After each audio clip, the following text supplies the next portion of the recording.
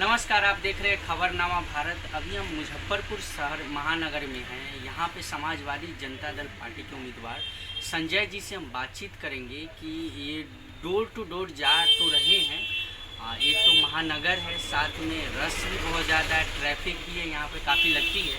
और कैसे ये लोगों से मिल रहे हैं, सबसे पहले हम जानना चाहेंगे संजय जी लोगों से कैसे मुलाकात कर रहे हैं। बड़ी जी है।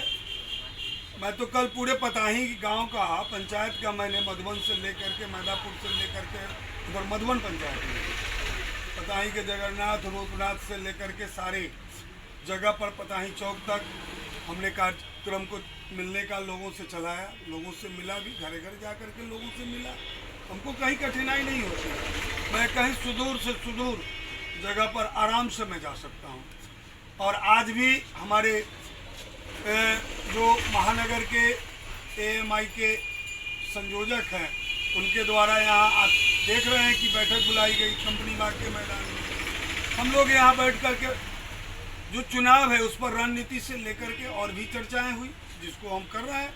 हमको कहीं कोई कठिनाई नहीं होती है जाने में। आपको कहीं कठिनाई नहीं होती है। मुद्दा क्या है, एजेंडा क्या लेके चले इस चुनावी माहौल में, चुनावी रैली में और चुनाव हो रहे हैं इसमें? देखिए, मुजफ्फरपुर में मुद्दा क्या है, यही अपने आप में बड़ी सवाल है। सारे के सारे मुद्दा पड़ा हुआ है मुजफ्फरपुर में। न सड़क है, न नाला है, न बेरोजगार के लिए कोई रोजगार की व्यवस्था है, न व्यापार के लिए कोई व्यापार की व्यवस्था है जहां 3 फीट पानी दुकान में लग जाता है।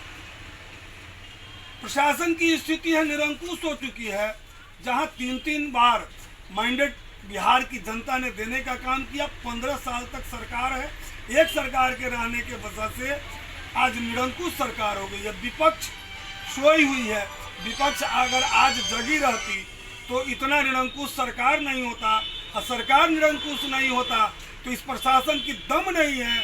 जो चोरी छिनतई सामने हो रहा है, हमारी बहू बेटी के इज्जत से खिलवाड़ किया जाता है, लेकिन हम कुछ कर नहीं पाते हैं।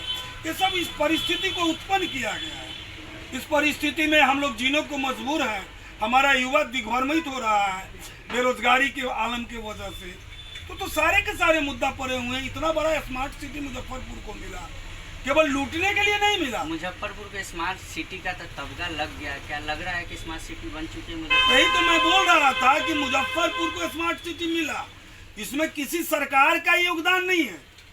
ये मुजफ्फरपुर की आम आवाम का योगदान है, जिन्होंने बढ़ चढ़ करके उस कार्यक्रम में हिस्सा लिया, जिससे मुजफ्फरपुर को स्मार्ट सिटी मिल गया। लेकिन इस धरोहर को संभालने की ताकत यहाँ की जनप्रतिनिधि को नहीं है। एक जनप्रतिनिधि 15 साल रहा, दूसरा 10 साल रहा, फिर वो आने के लिए मुजफ्फरपुर में तैयार है। सोचना मुजफ्फरपुर के आम आवाम को है, यहाँ के माता भाई बहन को सोचना है कि हमको आगे क्या करना है। ऐसे निकम्मे लोगों के साथ 2 डेंग आगे चलना है कि किसी नए चेहरे पर विचार करना है, ये मुजफ्फरपुर के आम आवाम को सोचना है।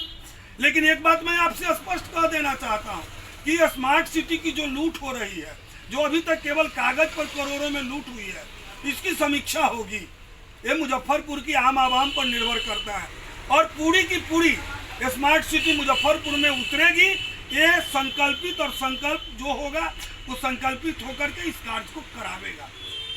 संजय जी एक और बात जानना चाहेंगे। ये मुजफ्फरपुर महानगर के सिटिंग जो कैंडिडेट है, साथ में विकास मंत्री है, कितना विकास आपको लग रहा है कि मुजफ्फरपुर में 5 साल में हुआ है? देखिए, हम किसी कार्य पर मैं कोई कमेंट नहीं करना चाहता। पहले 10 साल इन्होंने मुजफ्फरपुर का प्रतिनिधित्व किया, 15 साल इनके पहले मुजफ्फरपुर का प्रतिनिधित्व किया। जो अगर 74 साल की देश आज़ादी के बाद ये 25 साल अगर ये बहुत अच्छा काम किए रहते, तो मैं समझता हूं कि जो आज बिहार सरकार, भारत सरकार समाज के अंतिम व्यक्ति के लिए चुनाव में मतदान की अपील करते हैं, इनकी मुंह बंद हो जाती। लेकिन इस 74 साल की आज़ादी के बाद 25 साल तक जो बधुआ मजदूर की तरह बनकी बना करके जो जनप्रतिनिधि रखे हैं, उन्हें सोचना चाहिए, शर्म आना चाहिए कि पुनः मैं मुजफ्फरपुर में किस हैसियत से खड़ा होने के लिए मैं सोच रहा हूँ। वैसे लोगों को समझ करके, और मुजफ्फरपुर की जनता इस बार सबक सिखाने के लिए तैयार है। हाँ, मुजफ्फरपुर की जनता सबक सिखाने के लिए तैयार है। ये अभी आपने थोड़ी देर पहले बताया कि हमारी बेटी बहू सुरक्षित नहीं रह पाती है मुजफ्फरपुर में। कहीं हम भी देख रहे हैं, लोगों से बातचीत कर रहे हैं, हालांकि हम यहाँ के निवासी नहीं हैं, लेकिन हम आए हैं, लोगों से बातचीत किए, कहीं ना कहीं असुरक्षित महसूस करती है। 6 बजे 7 बजे घर से बच्ची को बाहर निकालना मुश्किल है। एक डर का माहौल रहता है कि नहीं, हम बच्ची को बाहर नहीं निकाल सकते हैं। क्या लग रहा है आपको कि इस पे अगर आपकी सरकार बनती है, अगर आपकी पार्टी यहाँ से आप जीत कर आते हैं, कितना काम करना चाहेंगे? यहाँ काम की कमी नहीं है। जो नाला, जो हमारा माता भाई बहन, अभी शहर की स्थिति थी कि नाव चलने की स्थिति थी, हर दुकान में 3 फीट पानी लगी हुई थी। ये सारे चीज को सुव्यवस्थित करना होगा। सड़क को, नाले को एक ड्रेनेज का प्लानिंग कर करके कि हमारा ड्रेन से शहर का पानी जो उत्तर का है उधर नदी में चले जाए, पूर्व मनका मन से लेके उधर चला जाए, पश्चिम फर्दो नाला में, इस तरह का प्लानिंग करना पड़ेगा। और जब तक ये नगर का प्लानिंग नहीं होगा, और मैं एक बात और स्पष्ट कर देना चाहता हूँ, हम जो प्लानिंग, मेरे मन के अंदर जो प्लानिंग है, जो मैं प्लानिंग बना चुका हूँ, प्रथम वर्ष में मैं पूरा कर दूंगा। मैंने पहले ही कहा कि जहाँ संकल्प है वहीं विकल्प है। और इस चीज को मुजफ्फरपुर की आम आवाम जो नरक की जिंदगी जी है, जो अभी जो मार्च से आज तक कोरोना पीरियड में भी उन्होंने जो संयम बरतने का काम किया है, ये बड़े काबिल तारीफ है। मुजफ्फरपुर की इतनी दुर्दशा का कारण है, मैंने तो पहले कहा कि विपक्ष जो है वो अपनी भूमिका नहीं निभा रहा है, विपक्ष सोई हुई है।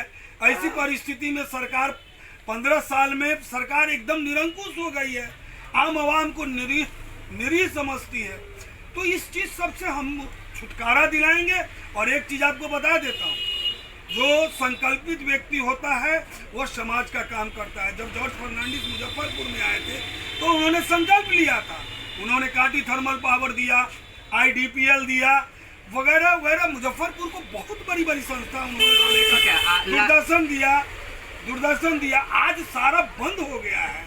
इसलिए बेरोजगार को बेरोजगारी देने के लिए एक चीज और बता देता हूँ, मुजफ्फरपुर में पैसे की कमी नहीं है, धन की कमी नहीं है, संग्रह की कमी है और संचालन की कमी है। यहाँ के जनप्रतिनिधि उसके बारे में जो लोक शक्ति, जो हमारे संविधान में जो बाबा साहब ने संविधान बनाया, उसमें जो लोक शक्ति में जितनी पावर निहित है, उसको ये लोग जानते तक नहीं है कि कैसे कार्य को किया जाता है, कैसे भारत सरकार से पैसा आएगा, कैसे बिहार सरकार से पैसा आएगा, जिससे समाज का हमारा विकास होगा। सभी लोग अपने विकास में लगे, जो जनप्रतिनिधि रहेंगे, तो फिर हमारा समाज का कहाँ से विकास होगा? समाज का विकास में लास्ट सवाल आपसे, हमेशा नीतीश सरकार बोलती रहती है और यहाँ पे एक एजुकेशन जो सिस्टम है यहाँ का सही नहीं है, क्योंकि आज भी यहाँ के जो बच्चे 12th करने के बाद दूसरे स्टेट के ही हम भरोसे रहते हैं कि नहीं, हम दिल्ली मुंबई जाए, पंजाब जाए, वहाँ से बीटेक करें, बहुत सारे कोर्स है, मेडिकल करें या MBA करें या BCA करें, कुछ भी। लेकिन ऐसा मुजफ्फरपुर में ऐसा कोई प्राइवेट कॉलेज नहीं है जिससे हम अच्छे से बीटेक कर सकें, मेडिकल कर सकें या MBA कर सकें। ऐसा क्या, कहाँ पे कमी रह गई हुई है गवर्नमेंट को? निजी संस्था के नाम पर आपको पता होगा, निजी संस्था के नाम पर जो लूट मची है, आज के साल में अगर किसी विद्यालय का ट्यूशन फी 1500 रुपया है तो साल भर के बाद वह 2500 रुपया होता है। कहीं भी प्रशासन का कोई लगाम है क्या? इस परिस्थिति में यहाँ के लोग, गार्जियन अपने बच्चे को पढ़ाने को मजबूर है। इसको सही किया जाएगा। स्वास्थ्य में कहीं भी इस जांच के नाम पे, उस जांच के नाम पे हजार रुपया को लूटा जाए। कि देश की नई दिशा तय होगी। समाजवादी जनता दल पार्टी के इस बार उम्मीदवार हैं संजय जी से हम बातचीत कर रहे थे। कहीं ना कहीं इनके मन में गुस्सा है एक, कि मुजफ्फरपुर शहर में जो विकास होनी चाहिए वो विकास कहीं ना कहीं नहीं हुई है, 25 साल हो या 20 साल हो। कैमरामैन रवि के साथ मैं राजीव गुप्ता।